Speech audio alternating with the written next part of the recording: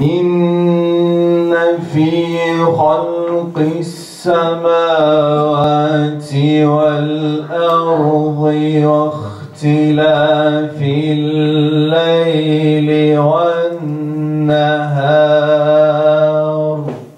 Partimizin en önemli vasfı, özelliği, İslami ölçü alan bir partiyiz.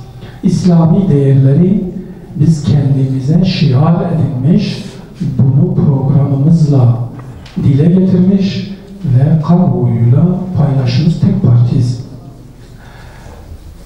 Bunun için iktisada ilişkin her türlü bakışımız, görüşümüz, yaklaşımımız bu minvaldedir.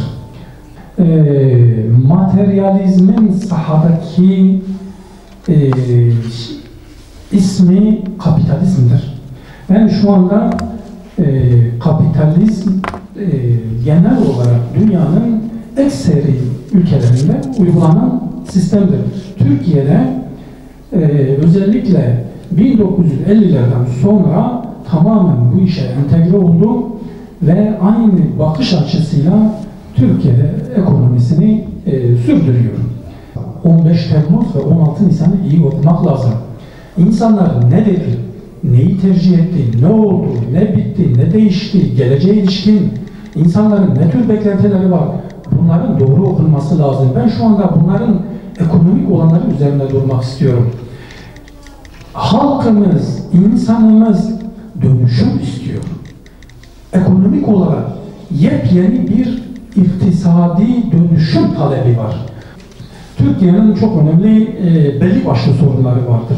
İşsizlik, enflasyon, cari açık, gelir adaletsizliği, bölgeler arasındaki gelişmişlik farkı gibi böyle çok önemli sorunlar vardır. Sosyal medyanın gücü hem Türkiye'de hem dünyada tartışılmaz. Hakikaten hani dördüncü kuvvet dedikleri bir güç. Bu Türkiye'de belki sıralamada diyebiliriz ki 1-2. Ligde oynuyor. Niye? Sürekli her 10 yılda bir darbe yaşayan ülkemizdeki siyasete sürekli ayar veren, darbenin zeminini hazırlayan ve hakikaten de briefingle yönlendirme yapan, iktidarlar deviren, yeniden iktidarlar kuran, toplum mühendisliği yapan, sadece siyasetle ilgili değil, hayatın her alanında medya müdahil olmuştur ve geneldeki Türkiye'deki müdahilliği de menfidir, müsbet değildir.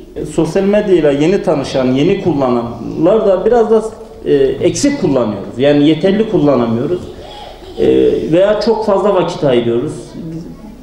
Hani en sondan söylemem gereken de ben yine en başta söyleyeyim. Biz bunu ifade ederken sosyal medyanın gücü kullanmamız gerektiğini ifade ederken bir kere bizim asli görevlerimiz var. Bu asli görevlerimizin önüne hiçbir şey koyamayız. Asli görevlerimiz nedir? Evimiz ve sorumluluklarımız. Yani eğer evimizde sosyal medyanın gücünü kullanayım, istifade edeyim, bundan da güzel işler çıkartırım diye evimizde gereğinden fazla vakit harcıyorsa ve hakikaten evimizi ihmal ettiğimiz zaman, çocuklarımızı ihmal ettiğimiz zaman ve çocuklarımız da sosyal medya tutkunu haline geldikleri zaman işte bir sıkıntı oluşuyor. Partisel çalışmaların ve diğer sorumluluklarımızın hiçbiri medyanın gücünden istifade edelim ve propaganda aracı olarak bunu kullanalım derken bunları ihmal etmemesi lazım. Referansımız İslam olduğu için iktisatta da, medyada da, hayatımızın her alanında o referansla hareket etmek zorundayız. İktidarı yıpratma adına eğer iktidarın yanlışı varsa söyleyeceğiz ama sırf muhalefet olsun diye de biz muhalefet yapma adına da iktidara eğer doğru bir şey yaptığı zaman diyeceğiz ki doğru yaptı. Yanlış bir şey yaptığı zaman da onlara bizim sorumluluğumuz ne gerektiriyorsa dil ve üslup noktasında da bu muhalefet anlayışımızı ortaya koymamız lazım. Koymaya da çalışıyoruz. 20. yüzyılın son çeyreğinde İslam coğrafyasında Müslüman halklar tarafından gerçekten artık medeniyet değerlerine dönme, inanç değerlerimizi toplumsal hayata hakim kılmak için bir uyanış devresiydi.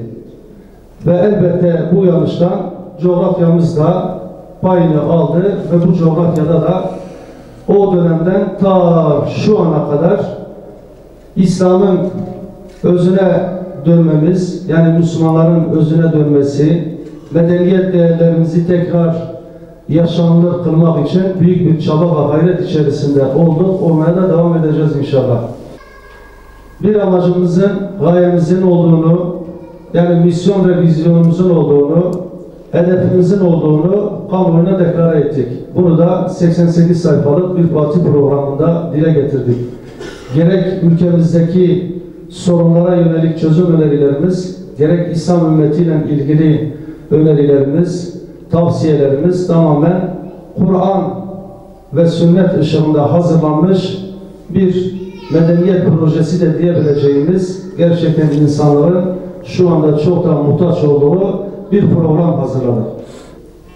Bugüne kadar yapmış olduğumuz seminerler, paneller, konferanslar vesaire hepsi bir hedefe ulaşmak için emin adımlarla merhale merhale, adım adım gitmemize yönelikti. Bugün bu davamızı bu kitlelere ve gerçekten İslam'ın adaletine susamış olan bu insanlara götürmek için çaba ve gayret içerisinde olmamız gerekiyor. Bizim siyasetimizin ekseninde önce insan, öncelik adalet vardır. İnsanın rengine, diline, ırkına, etnik kimliğine bakmadan Allah'ın yaratmış olduğu bir mahluk olması hasebiyle her türlü hak ve hukukun verilmesi gerektiğine inanıyoruz.